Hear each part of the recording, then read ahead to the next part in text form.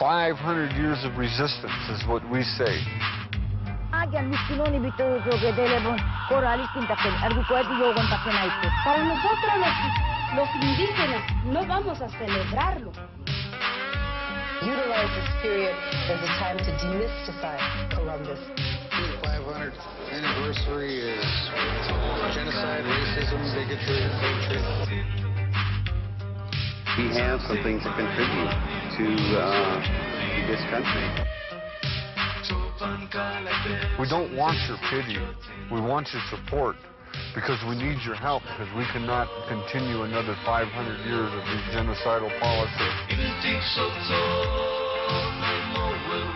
Christopher Columbus is the one who contributed to the extinction equation. The extinction of cultures going as fast as the extinction of plants and animals.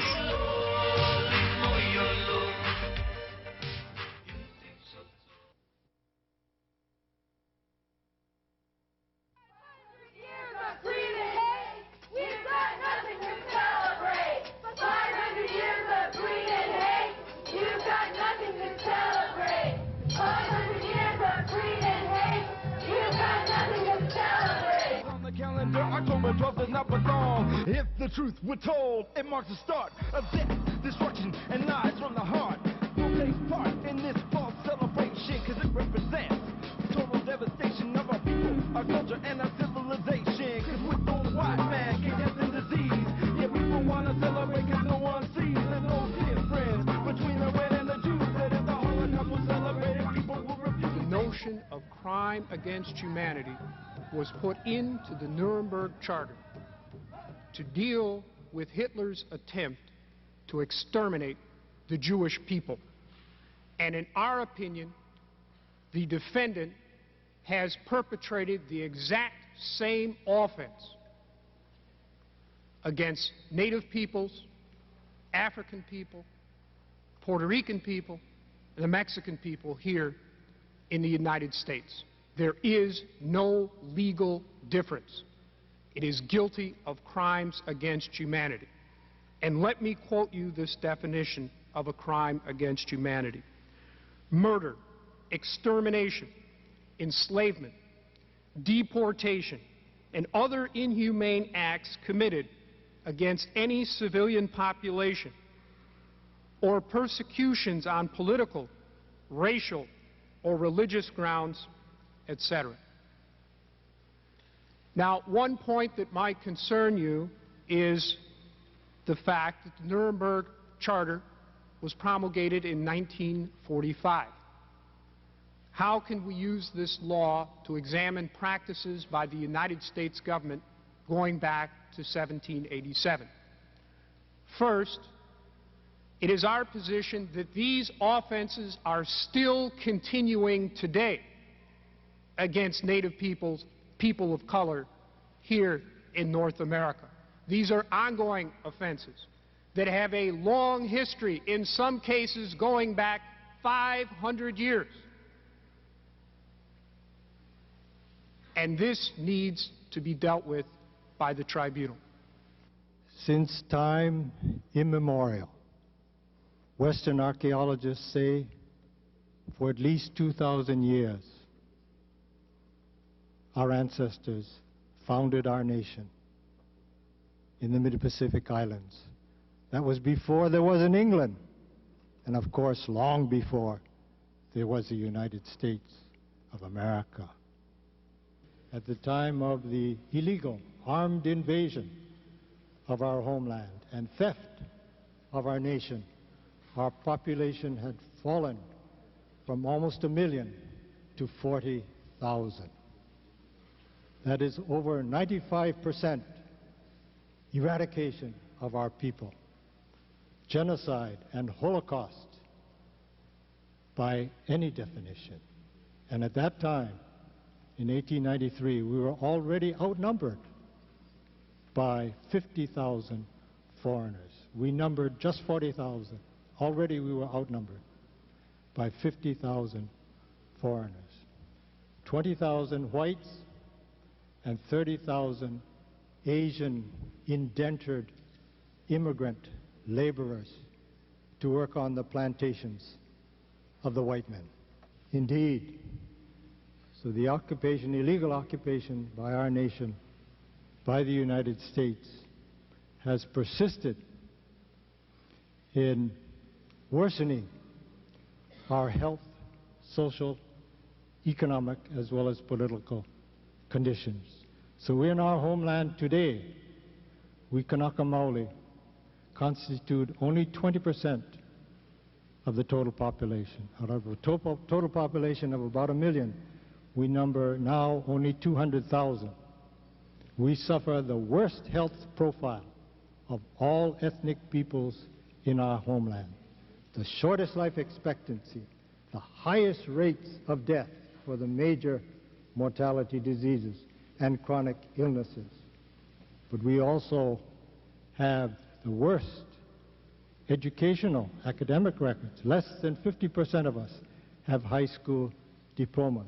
Well, I think that we have to understand that the United States government, which continues to wage genocide against African people, viewed not only African people but people of color as less than human beings, and that there is a thing in the cultural mindset of Europe that prepared Europe for the game of genocide against people of color all over the world, including African people. Historically, Africans in America have been denied the necessary medical care, starting from a perspective of prevention. One knows that in order to maintain health, there are certain predictors. And first of all, you look for preventive health, and that includes education, it includes health maintenance, it includes periodic health examinations, and things of that nature. Poverty results in not only lack of health care, but also in social deprivation, homelessness, helplessness, and drug addiction. It leads to the increased trafficking of drugs in the community because individuals are trying to find ways to make money. It leads to the increased homicide rate. Poverty is associated with increased infant mortality and low birth weight. Poverty is associated with increased cancer risk and decreased cancer survival among African Americans. It's associated with the increased risk of cardiovascular disease and stroke, secondary to stress. All of these things have been documented in the literature. And so poverty is a predictive variable that you will see associated with almost any medical problem, mental problem that can be found among African Americans. The county hospital of Los Angeles was forcing undocumented women to write certain consents that in order to receive medical attention, they had to write a consent to be sterilized. This is correct. And in other cases, the women, when they were in labor, they were presented with a form and the doctors over them, and they didn't know what was coming. Men don't know what it is to give birth, but the Mexicana women were in labor and they're presented with a document. Well, if you want medical attention, you got to sign this form. Many times they didn't know what they were signing. They signed it so they could get the medical attention, and then later on down the road, they'd come back and say, well, we're not procreating anymore, we're not having any more children, what happened? And it was at that point that they were told, well, you signed away, you were sterilized, and you said you agreed to it. And that is a case of genocide. Now, as a result of this aerial spraying of farm workers, to your knowledge, have you heard about any campaign or any incidents of birth defects or anything similar to that? There have been many defects, children that are being born without brains, children that are being born without arms, children that are being born without legs, parents having cancer, and there's a number of health problems because of these defects, and a number of farm workers that are dying because of these pesticides. Genocide is used in different ways. Not not caring about the health and welfare of people, such as when we are in our workplaces, the concern that what will happen to people while they're in the workplaces. When we understand that these poisons will kill us and we continue using them, then it is a form of genocide.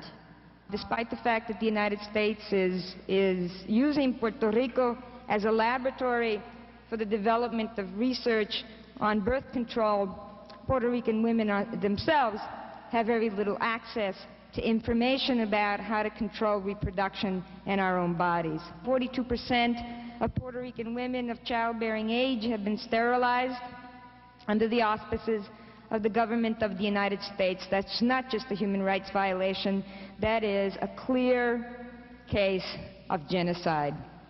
The high amount of sterilization, such as 40% of the Puerto Rican women, 25% of the Puerto Rican men, and not only sterilization, but the experimentation on Puerto Rican women for such things as the Dalcan shield was developed in Puerto Rico. We all know what happened with the Dalcan shield.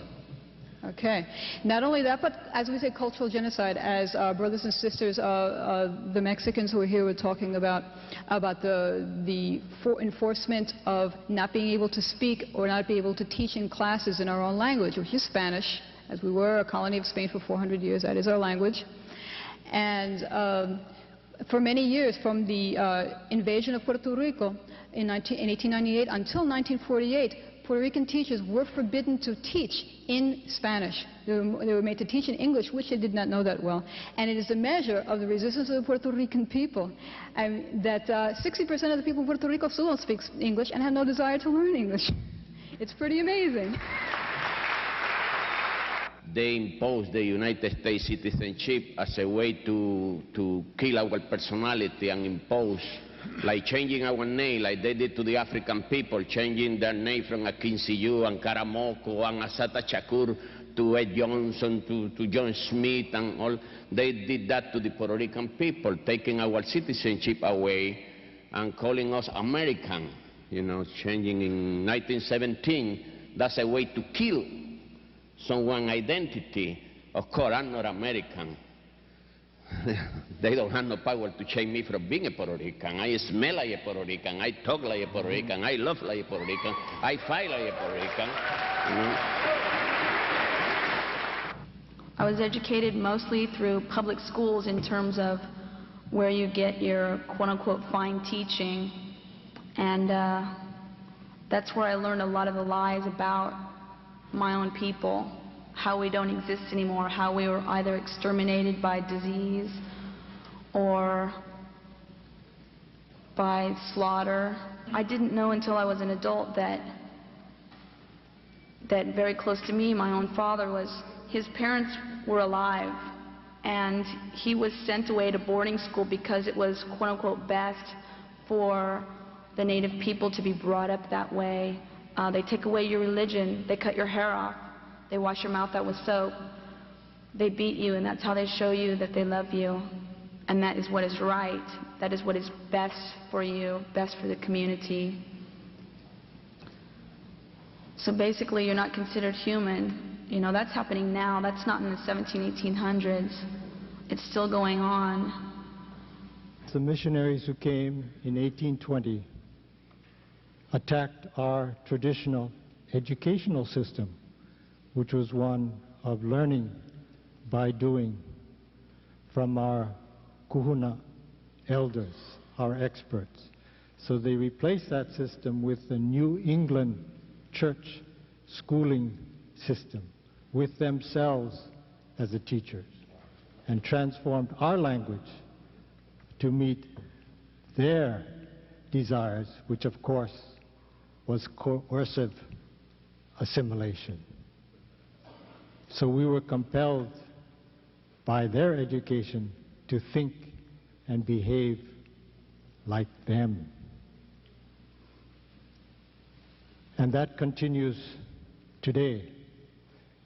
When the Americans officially took over in 1898, they banned our language, having already destroyed or attempted to destroy our religion.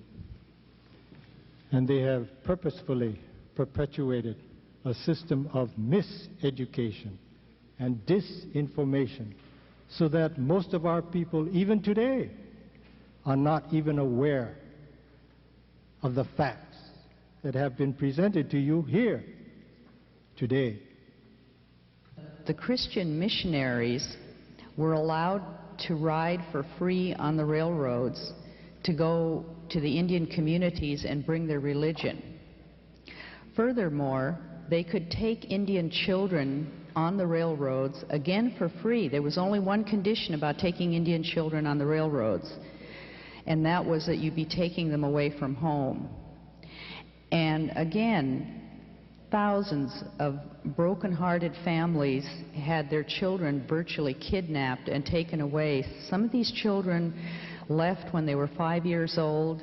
Their families didn't see them again. If they didn't die, they didn't see them again at all. They didn't see them again until they were 18 years old. And our experience reflects our Hawaiian relatives, that our religious traditions were forbidden, our traditional languages and customs were forbidden, and we were to live according to the ways of the white people. In the 50s and 60s, the school districts would wash out young Mexicanitos' mouths for speaking Spanish. Now, we see that as an attempt at genocide, trying to inflict psychological terror on young Mexicanitos and Mexicanitas who would speak their own language. Clearly, that would have an impact and an effect on them in terms of their ability to continue on in school. In the course of your education in American schools, did you ever receive any instruction in history of Puerto Rico, of your own country? I am going back more than 55 years, since I am 64 years old now. And I do remember as I go back into time, that there were more than one time that not just I, but other children would ask the teachers about our history. Did we have any heroes where we came from in Puerto Rico? And there was nothing there except to say maybe that Puerto Rico is a nice place. We learned very early of racism in this country, because I do remember as a child having to go to school along with other children dressed in a white shirt, a red tie, and blue trousers, the American flag. We were told we were Americans. We also learned how to recite a land of liberty and justice for all and all that stuff, which when we went out into that world, we knew it was all a lie. But as children, we had no recourse. The educational system, which is a system that was not democratically established in this country. It was established through foundations who funded it, foundations whose money came from the major corporations of this country. The educational system of America, based on the Dewey model, set up and based on the German system, which is based on a Hegel system of social control, a system in which blacks are taught to worship Europe, to worship Greece, to worship Rome, and to despise Africa. It's a form of genocide that Dr. Bobby Wright, one of our late leading thinkers, calls menticide. When you destroy the minds of a people, then you don't have to worry about their bodies. The school, the particular class, all the children were Chicano except one, an Anglo-American child. Everywhere the children went, the teacher would say, Johnny, to the Anglo-American child, take the children to recess, take them to lunch, take them here, take them there, take them everywhere. At the end of the 2-week period, the teacher was asked by the monitor, why? Why do you always point out Johnny? And she said, well, it's very basic. She said, all these children are migrant farm workers. They will grow up to be migrant farm workers. Johnny's parents owned the farm. If Johnny's going to be a successful farmer, he will have to learn how to handle his Mexicans when he grows up. To destroy the way that we look at the world is to destroy us also. And it is perhaps even more painful to be psychologically, culturally, linguistically destroyed and walk upon this earth as shadowy, fearful people than perhaps it would be to die.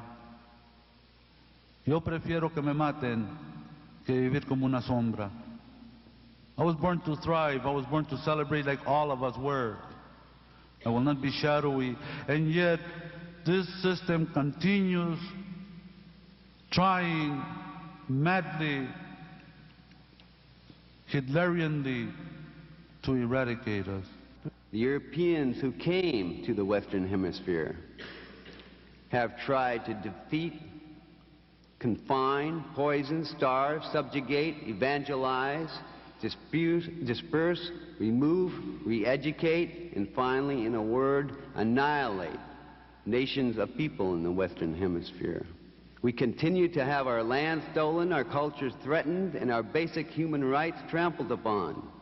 Yes, our history is one of militant resistance, and we pride ourselves today in following in the footsteps of our ancestors. As long as the United States government continues to follow a policy of genocide against tribal nations, so too will we continue to resist.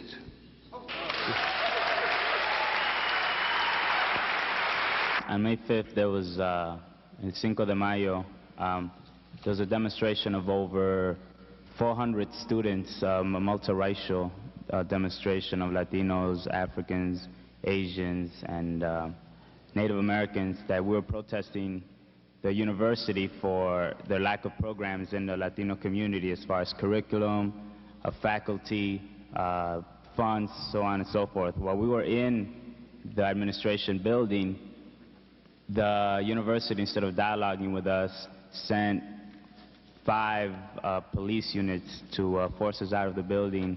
If you fail to comply, the officers will use force to remove you. Can't hear you back there. If you physically resist, the officers will increase the amount of force that they use until your resistance is overcome. Any escalation of resistance on your part will increase your discomfort, and the risk of injury to you will rise proportionately. Your level of compliance will govern the amount of force which the officers use. The more effective you are, the harder they come at you. The more threatening you are, the more likely they will be to go to extraordinary lengths to neutralize you, either as an individual or as a movement. I think if we begin to look back through the history of African people in this country, we'll see that every step of the way we fought. If we look back through major slave rebellions such as Gabriel Prosser, we look at Denmark Vesey, who was in fact inspired by the Haitian Revolution. Many times people talk about a riot, but we need to be clear that ours is a rebellion. Anytime that you have our people that are spontaneously taken to the street, they're fighting back against that kind of repression or that oppression that exists there. The rebellions that have taken place not only from the 1960s, but we can look at early 1900s, 1920s, what they call it the Red Summers, when blood flowed in the streets, when we had new African soldiers returning back to the community that met racist attacks against them. All these rebellions have been something that has the African masses from time to time just couldn't take it anymore and have struck out and have risen up in order to try to take their destiny in their own hand. The rebellions of the 1960s through the 1990s are nothing more than our aspirations to control our destiny, our aspirations for self-determination of the African captive nation inside of this country, be it conscious or unconsciously. Geronimo is being prosecuted because he did what many individuals have done during our sojourn here in this country, and that is to simply stand up and to take a stand in defense of his people and fighting for liberation and self-determination. He used his talents and his skills as a veteran, as a Vietnam veteran. He was bold enough to use those skills to teach self-defense. When you see the amount of their sentencing, you understand clearly why the United States is doing this. Because, for example, when you have Carmen Valentin, a woman that comes from the same community where I live, who struggle for a better education for our children, for our people, get close to 98 years in prison for her belief. And we, on the other hand, see Richard Nixon getting away with what he did, Oliver North getting away with what he did.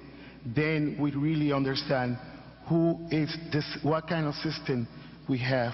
We really understand that they are full of contradiction. The United States Department of Justice is used by the state to legitimize the suppression of our struggles. And people don't realize this happens right here inside the United States. They think it only happens someplace else in the world. But I'm here to tell you that it happens right here today. I was not charged with a thing, do not have a felony, but I have 14 months that I have to serve inside of a prison that was designed for people that had committed crimes. And that was the United States government that put That was the United States government, the one that we've been talking about all evening, in fact all weekend, the same one that this tribunal has to find guilty of genocide, has to find guilty of all the charges that have been brought against it. Yes, we shall win ultimately. Yes. Humanity, our sense of our sacred, wonderful, mutual humanity, and I mean mutual, across the board, will be with us. And this pernicious, monstrous government, predicated on profits, will topple, will fall apart. Our human spirit demands it. No nos pueden quebrar. They cannot break us that easily. The beginning of the end of the American empire starts here and today and is in your hands. We won't die. We're going to keep on fighting, and we swear in the name of my grandchildren that we're going to beat the heck out of the United States government. Thank you, folks.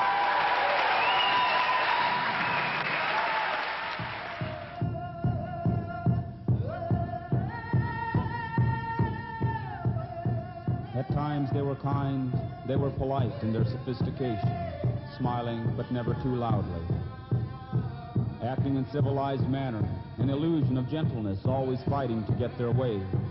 While the people see, the people know, the people wait, the people say, the closing of your doors will never shut us out.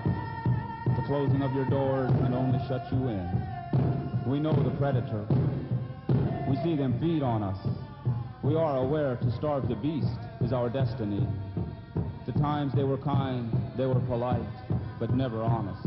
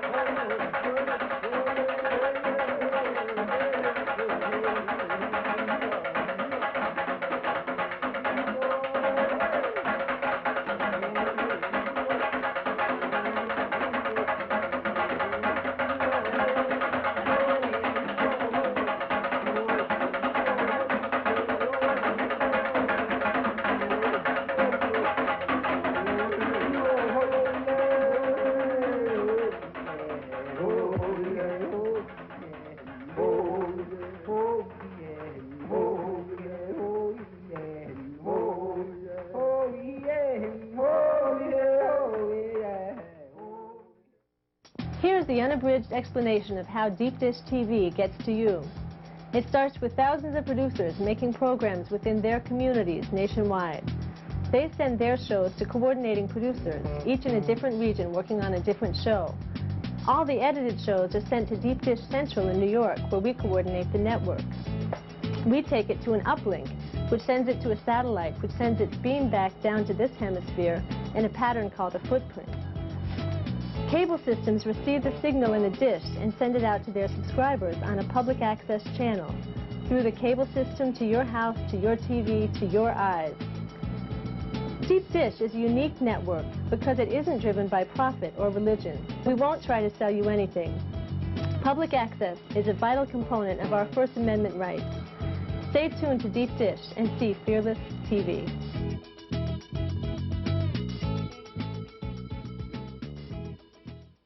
Fight censorship in the 1990s. Watch Deep Dish TV. Great. Now.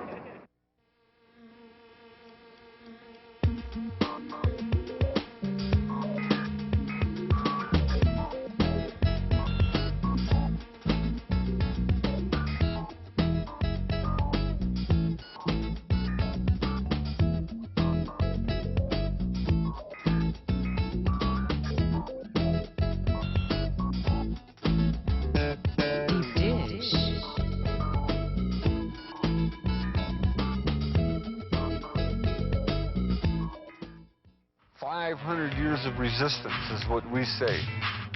Para nosotros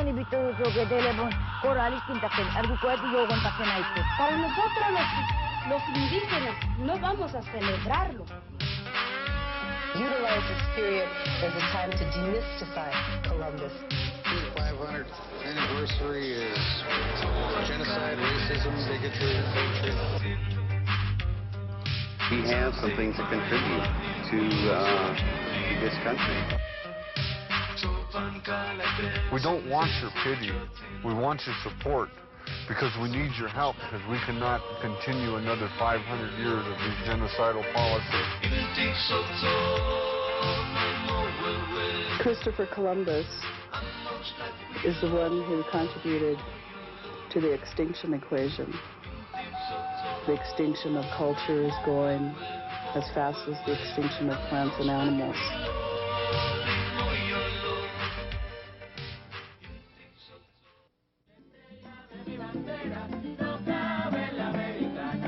Sangre del indio taíno, sangre de la raza negra, sangre de razas antiguas que nos dejaron su herencia, que llegaron a mi tierra de distintas procedencias, que llegaron a mi tierra de distintas procedencias. We have a relationship to this land, to the Mother Earth, that goes beyond the legal definitions as defined by the United States courts, the legal system.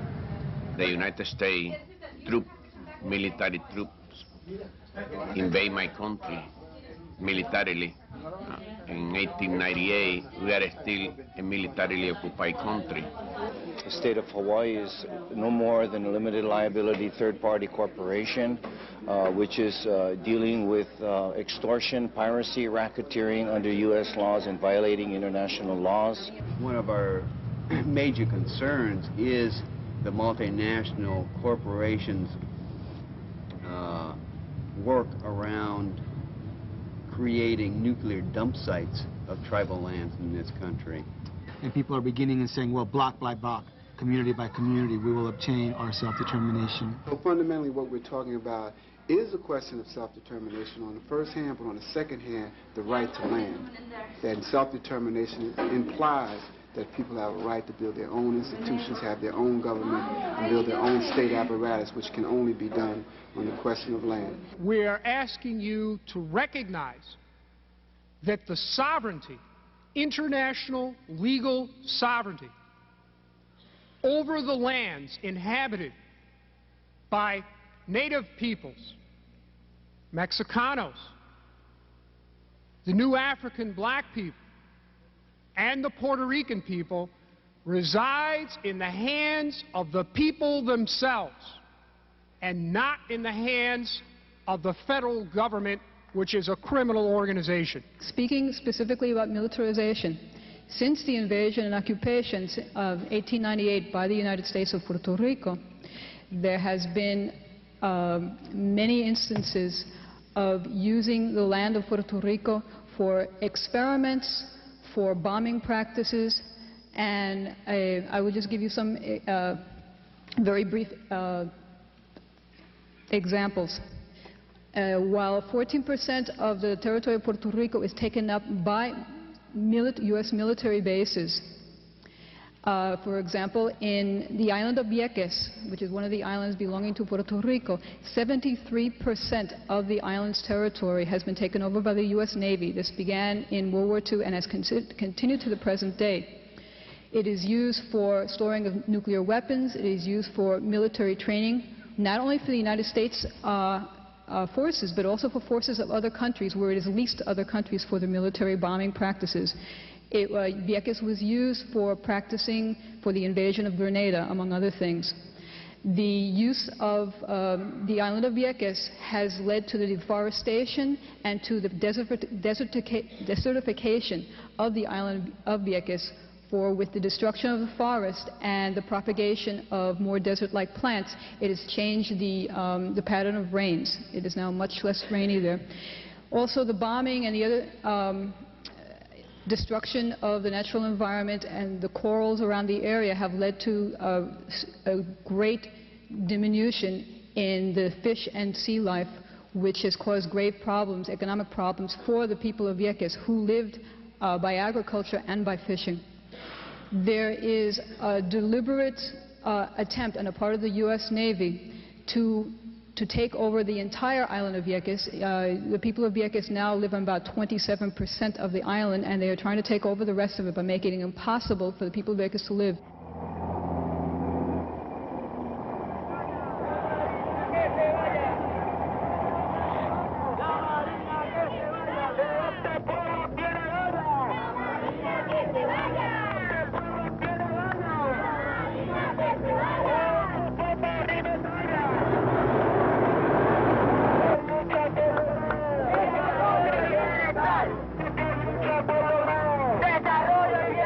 To give you an idea of the kind of toxic waste that are being deposited in Puerto Rico, if you look at all of the United States, according to the Environmental Protection Agency, there are some 7,000 illegal sites for the dumping of toxic waste.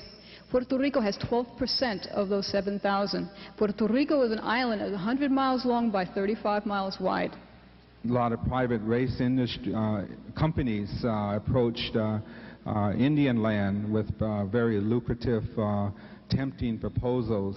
We call it economic blackmail, promising our tribal governments lots of money, millions of dollars of money and potential jobs for permission to come on to our indigenous territories to build hazardous waste facilities, toxic waste facilities, municipal garbage waste facilities, nuclear waste facilities. And some of the reasons that these companies want to come on Indian land, indigenous land, is that a lot of our indigenous territories do not have environmental infrastructures in place. They do not have the environmental administration, the environmental tribal codes, regulatory standards. Beginning in early 1970s, some 27 multinational corporations, including Union Carbide, Tennessee Valley Authority, a U.S. government-owned corporation, Mobil, Kerr-McGee, Westinghouse, Homestake, and Exxon, began acquiring claims to the Black Hills in order to exploit its uranium, coal, and oil reserves. Various plans for this energy development indicate much of the area would become an arid, radioactive wasteland for hundreds of generations. It was the view of the FBI that an insurgency was occurring in the Pine Ridge Reservation in South Dakota in the context that Bob Robidoux described. They were setting out quite explicitly to counter the insurgency. In effect, they were conducting a counterinsurgency campaign. Counterinsurgency campaign is not a police doctrine. It's not a law enforcement doctrine. It is a military doctrine. It is taught at the Special Warfare School at Fort Bragg, North Carolina. There's no question that there is a state of war. We understand that that state of war existed from the first time that Africa was actually snatched or kidnapped from the shores of Africa. That war has been undeclared war, but it has been a war. We look back through our history and we'll see that every step of the way that we've actually fought and we've resisted our oppression, we've resisted the torture that has taken place. We look at our history and we'll see that our war is undeclared war, but at the same time it takes many different levels. It has been physical, it's been what was called a low-intensity warfare, but it's been war yet the same. We have war casualties, we have political prisoners, and we have prisoners of war as a result of that. I am a Puerto Rican prisoner of war. I am serving a 68-year sentence for the unconceivable crime of seditious conspiracy, fighting for the independence of my homeland, Puerto Rico. Luis Rosa, for example, he's serving altogether 105 years. Ricardo Jimenez, 98 years. Elisan Escobar, 68 years. Carmen Valentin, 98 years. Carlos Alberto Torres, 78 years. Dilcia Pagan, 63 years. Adolfo Matos, 78 years. Alicia Rodriguez, 85 years. Idalu Rodriguez, 83 years. Oscar Lopez Rivera, 70 years. Alejandrina Torres, 35 years. Edwin Cortez, 35 years. Alberto Rodriguez, 35 years. COINTELPRO was a secret operation. It was secret because it was unlawful. It represented a confluence between the FBI's internal security section and other sections devoted to counterintelligence against foreign agents. The rubric of operation directed lawfully, in the opinion of the United States, against foreign agents was not lawfully directed against the domestic population of the United States. The object of COINTELPRO was to utilize foreign agent neutralization methodologies to neutralize political activists, expression of political thought, and so on inside the United States. This could not be done openly. It was therefore done in a clandestine fashion until it was revealed in 1971. The effort was to destroy and discredit the Black Panther Party by any means necessary. They were more concerned about our organizing young people, not as much as they were concerned about us being able to outgun them, but the fact that we were projecting new ideals and new concepts, and young people were beginning to listen to us and the things that we were talking about in relationship to the government itself. And we were beginning to develop institutions within the community. So therefore, we became a threat to the internal security of the United States. If you would recall, there was Jesse Unruh, who was the treasurer of the state of California, who mentioned that the Black Panther Party was feeding more hungry children than the United States government. In the 1950s, when the COINTELPRO program was begun, at that time, they created a border coverage program called the BOCOV, the border coverage. And that this program maintained offices in both the occupied territories and the independent capitalist Republic of Mexico. That it maintained offices in the major cities throughout the Southwest, throughout our homeland, as a way to keep tabs on the Mexicano community, on the Mexicano people. Actually, the biggest headquarters of the CIA is not in USA, it's in Mexico City. Why do you suppose that is? We must understand that the Mexican and USA have 23,000 miles of 23,000 miles of border with Mexico, are 12 million of Mexicans in this country, and are thousands of people of color, as Chicanos and Asians or blacks, that they know that Mexico, when will we start a revolution in Mexico, won't stop in the Rio Grande, that will jump in this country. The Border Patrol came about in 1924, and before that date, the vigilante groups that patrolled the border was the Texas Rangers. There were variations, the Texas Rangers and the California Rangers, but pretty much they were used to kill the Mexicans that were coming over since the imposed border after the North American invasion into Mexico. So in 1924, the Border Patrol was established, and they recruited heavily from the Texas Rangers that put a lot of, I guess, infracted a lot of human rights violations against the Mexicans that were crossing that border, in killing them, in just going around raids, not just to the Mexicans that were crossing the border, but to the Mexicans that were granted citizenship on the northern occupied part of the border. So the Border Patrol, to this day, well, at least has that legacy of racism and human rights violations against specifically the Mexicano people.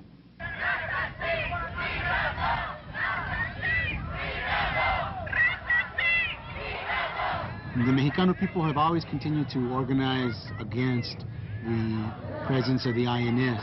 And that is why the main demand, the main issue is the abolition of the border. And that's why people are being called upon to come to the border to demonstrate their opposition to the forced division of a nation.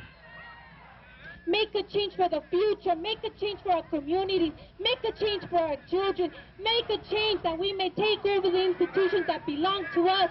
Remember and keep in mind that that border symbolizes a division in nuestra gente, a division. So every time you march forward towards that border, remind yourself of who you are and the land that you're walking upon. Let us break those borders and let us unite nuestra gente hasta la vida. ¡Que viva la raza! One of the things that is going on is with this hype of the drug war. The border right now, it's a deconstitutionalized zone. Everything goes. So the officers feel that they could get away with doing those illegal searches and in fact also raping women in the detention centers or before they take them to the detention centers. Clearly, we understand the United States government's war on drugs is a sham.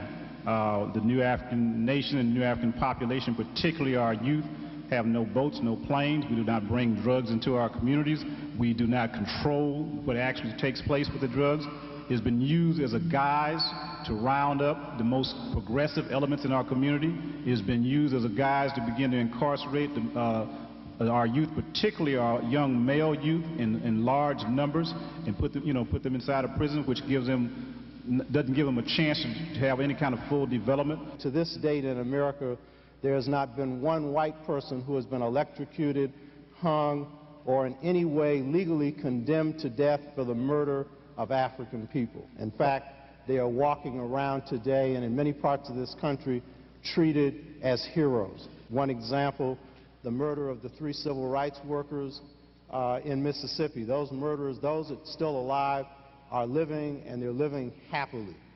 We see that the penal system is used within a society that is really a society that protects rich, is a capitalist society that will protect their interest. Imprisonment of our people for political reasons, for asserting our own inherent sovereignty in our own way, on our own hands, on our own lands, means that we go to jail. But that is part of our program, to occupy our lands, to revitalize our culture, and to provide for our livelihood. And if it means we go to jail, we go to jail. The people at Anahola, Kauai, did just that. And the state, with the assistance of the Attorney General and the county state troopers, arrested them, demolished their homes. In Sand Island in 1980, our own people, living off the land and fishing, had their homes destroyed and burned, and they were put in jail.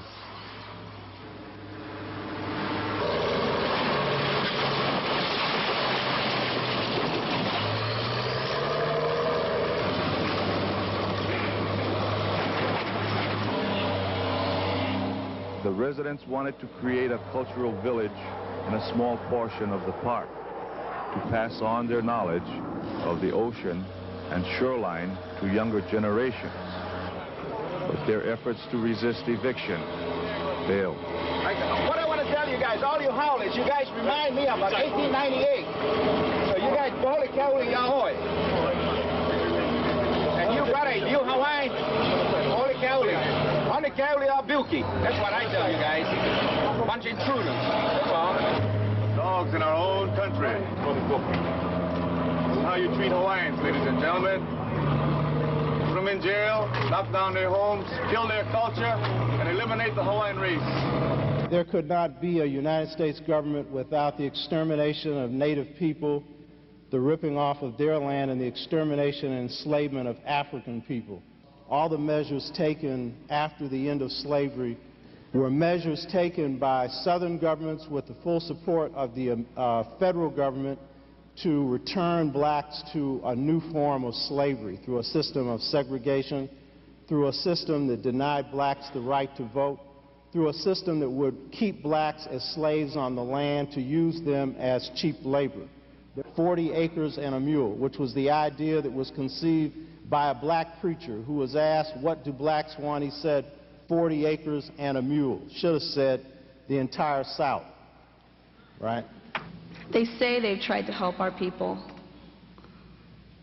but all of the laws, even when some small cases are won, they're overturned by the corporations in the end.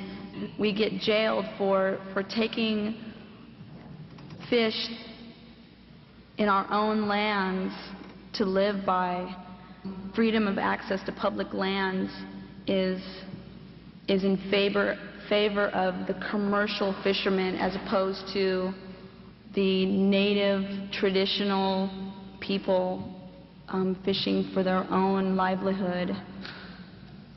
You know, the government you're working for has never given us any written documents as far as the Western Shoshone land transfer.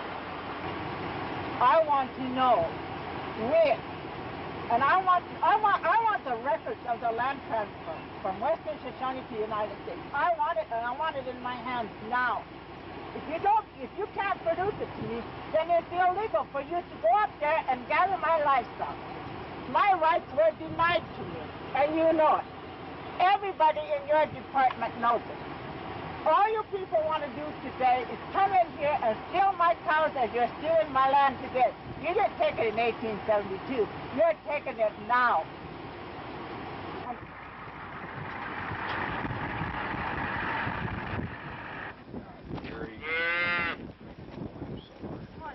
You're making my life miserable, too. It's the only way I can protect myself. I gotta protect my livelihood. They talk about the Constitution. There's no Constitution as far as I can see. It doesn't protect me. It doesn't protect people of my color. It doesn't protect... Yeah, but I think that it needs to be taken up in court. They stopped the court system. They stopped the court system when it was going through courts. We were arguing on the title question of the Western Shoshone people. The Secretary of the Interior stopped the court system by acting as my trustee and accepting that money, and then says payment has been made. Who's it been paid to? It's been paid to the United States of America. It hasn't. I don't want money. My land's never been for sale. It's not for sale now, or is it going to be not for sale tomorrow either? Mr. Jones, that's the way it is. We look at this land from the basic point of not in individual ownership, but on the basis of that this land is mother to all things. And so it has a very significant meaning to us, and we can't in no way accept money for this land, because it's, as our grandmother told us a long time ago, this land is like a woman, a female. It provides for us all the necessities of life, from birth to up to the time we die and we go back to this land. When the European people have come here, is that they look at land as property. And if you ever look at a larger spectrum as far as third world countries, people of color, they look at us as property also. So if someone wants to really address some of the issues I talked about, maybe they have to go to school and learn about property rights, because that's usually sometimes the way that they view us as property. They view women as property, the same way that they view their Mother Earth as property. So there's that connection. There's that connection. Before we can really understand what's happening with the environment, we have to also reevaluate our relationship to the earth, what is female, and the way that we treat our women folk throughout the world. It's a power and control issue. So we need to go deeper in our understanding. And if we don't change this kind of relationship, we will be bringing up another generation of people who will be used to having hierarchies in society, who will be used to having domination over certain segments of society, and we don't like that.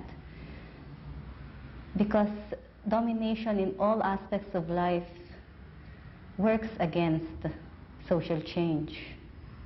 Sometimes people talk about violence, but they only say about violence of the people, oppressed people defending themselves. Somehow they don't criticize the violence or the power. See, the power who commit violence against the people, against Panamanian people, against Nicaraguan people, against Haitian people, killing us by the thousands. How about that violence? But people kind of close their eyes, shut their eyes, and even send their children to that kind of violence, to kill for the Rockefellers and the J.P. Morgan and the Runnicliffe. See, I had the right to be a soldier of my country.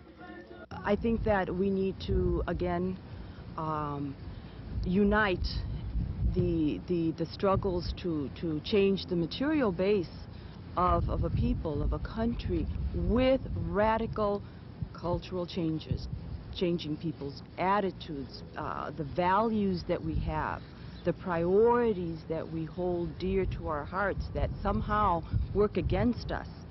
the indigenous peoples of the Western Hemisphere have had to live with the codification and criminalization of sexual behavior imposed upon us by Western culture, Western social mores, and Western laws.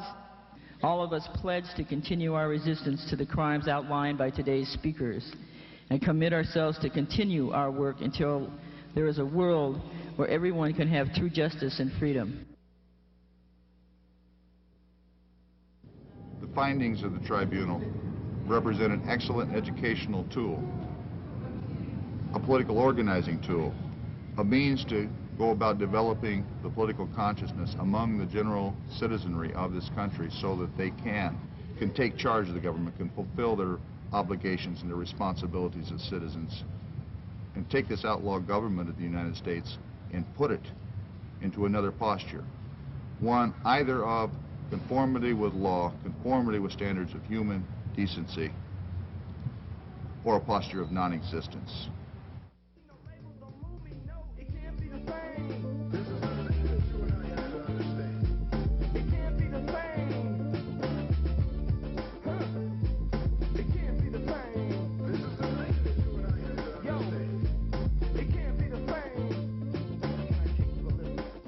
There will come a point, and there must come a point, when truth prevails. When truth can no longer be hidden. And there are people who will say, well, the truth is not absolute. That's true. But when you have built so many lies that you have turned those lies into a truth, we have to unveil those lies to be able to reveal the hidden truths.